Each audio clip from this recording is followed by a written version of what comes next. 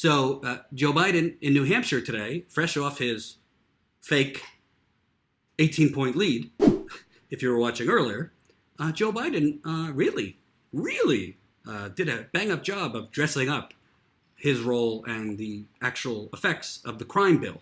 So this is Joe Biden today in New Hampshire on the crime bill. I don't know, some of you old enough, I got made fun of because they said Biden's spending money not fighting crime on prevention. And they had these ads of people dancing in tutus, these big guys, that's all Biden, midnight basketball, all that stuff.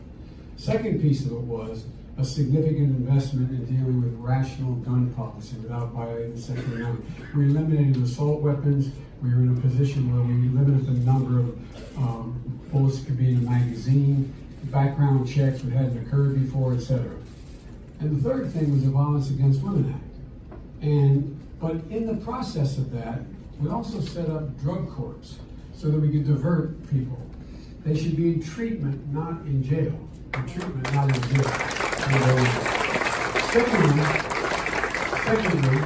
we should be in a position where we invest a great deal more, not only in the research to be able to get better meds to deal with you, and your whatever that problem is, but we should be engaging in a way where we invest the community in being able to have the resources to provide for this treatment and prevention positions. And I can lay out, if you give me a name, I'll send you a layout for you exactly what all that means and how you do it programmatically. But I am so proud of you. Wow, that sounds a lot different. That sounds a lot different than Senator Joe Biden, who was drafting the crime bill. Here's Senator Joe Biden in 1993. See if you detect a little difference in tone. Take back the streets. It doesn't matter whether or not the person that is accosting your son or daughter or my son or daughter, my wife, your husband, my mother, your parents. It doesn't matter whether or not they were deprived as a youth. It doesn't matter or not whether or not they had no background that enabled them to become socialized into the fabric of society. It doesn't matter whether or not they're the victims of society. The end result is they're about to knock my mother on the head with a lead pipe, shoot my sister, beat up my wife, take on my sons.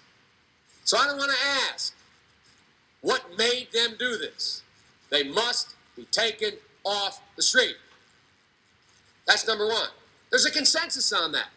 Unless we do something about that cadre of young people, tens of thousands of them, born out of wedlock, without parents, without supervision, without any structure, without any conscience developing, because they literally, I give myself 3 more minutes, because they literally have not been socialized. They literally have not had an opportunity. We should focus on them now. If we don't, they will, or a portion of them will, become the predators 15 years from now. And Madam President, we have predators on our streets that society has, in fact, in part because of its neglect, created. Again, it does not mean because we created them that we somehow forgive them or do not take them out of society to protect my family and yours from them. They are beyond the pale, many of those people. Beyond the pale. And it's a sad commentary on society. We have no choice but to take them out of society. And the truth is, we don't very well know how to rehabilitate them at that point. That's the sad truth. I'm the guy that said, rehabilitation, when it occurs, we don't understand it, notice it, and even when we notice it and we know it occurs, we don't know why. So you cannot make rehabilitation a condition for release. That's why in our system, the federal system, you serve 85% of your time. It's a shame, but we don't know how to rehabilitate. But there is a consensus, and I will cease. We must make the streets safer. I don't care why someone is a malfactor in society. I don't care why someone is antisocial. I don't care why they become a sociopath. We have an obligation to cordon them off from the rest of society, try to help them, try to change the behavior. That's why we do in this bill. We have drug treatment and we have other treatments to try to deal with it, but they are in jail. away from my mother, your husband, our families. But we would be being They are in jail. Stupid as a society. They are in jail, away from my mother. And happy Mother's Day, by the way. Belated Mother's Day to all the brave and wonderful mothers in our audience. And see, the police, they're coming for Biden. They're coming for Biden. The past of Joe Biden is coming. And the police are coming for Joe Biden. To give him a high five, because they are racist like that too.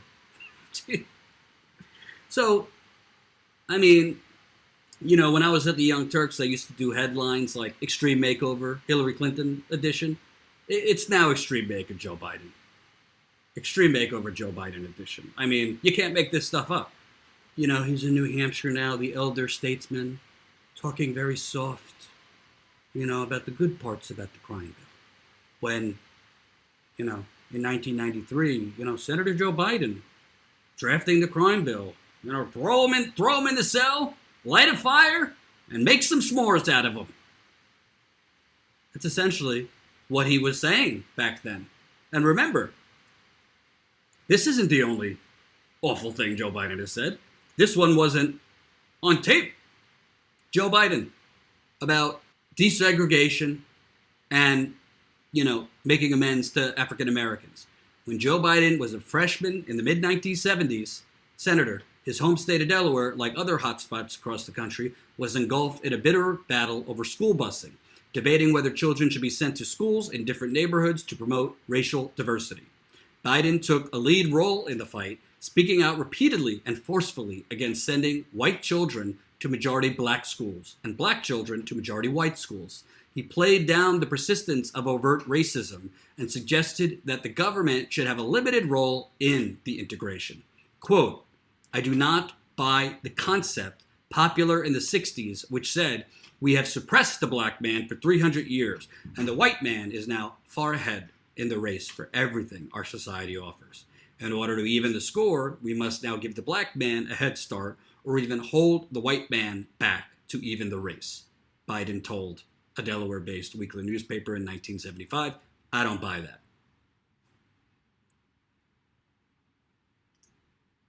To even the race? How about just allow the black man and woman to start the race at the same level, at the same point?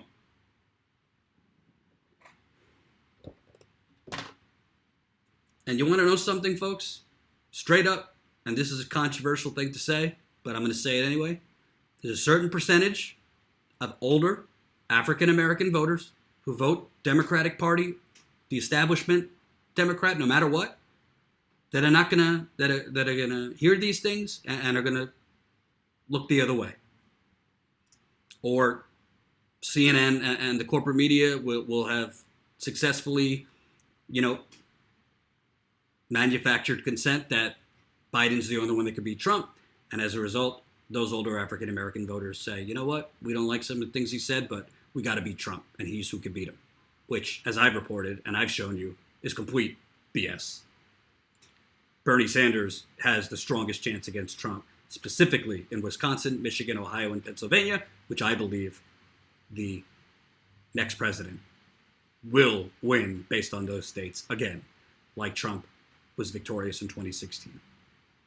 But, I mean, the hits are going to keep going, because there are journalists right now, and I know some of them, that are actively going back in the 80s and 90s of Joe Biden's old C-SPAN speeches and doing that treacherous work of going back to find clips like that of Joe Biden basically sounding like a country club Klansman. Because it's not like it goes beyond white privilege. It's racist. His policies, specifically the crime bill, are racist. So was welfare reform, which he championed. The repeal of Glass-Steagall, which led to the housing global financial crash in 2008, disproportionately victimized black Americans. So whatever way you want to slice it, and CNN's not going to tell the truth on this, and MSNBC's not going to tell the truth on it, the New York Times is not going to tell the truth on it, Washington Post certainly isn't. it's up to Bernie and the other candidates to a lesser degree to set the record straight and say, you know, Joe Biden, you could say what you want now and you could hug Obama and the fact that you were his vice president for dear life. But your policies were racist and your rhetoric was racist. And I think Bernie Sanders needs to be forceful. As forceful as he is calling Donald Trump a racist, if he doesn't want to call Joe Biden a racist, that's up to him. But he needs to clearly talk about how Joe Biden's policies as a senator and the policies he favored as a vice president harm black people. And it's not racist dog whistling, it's the truth.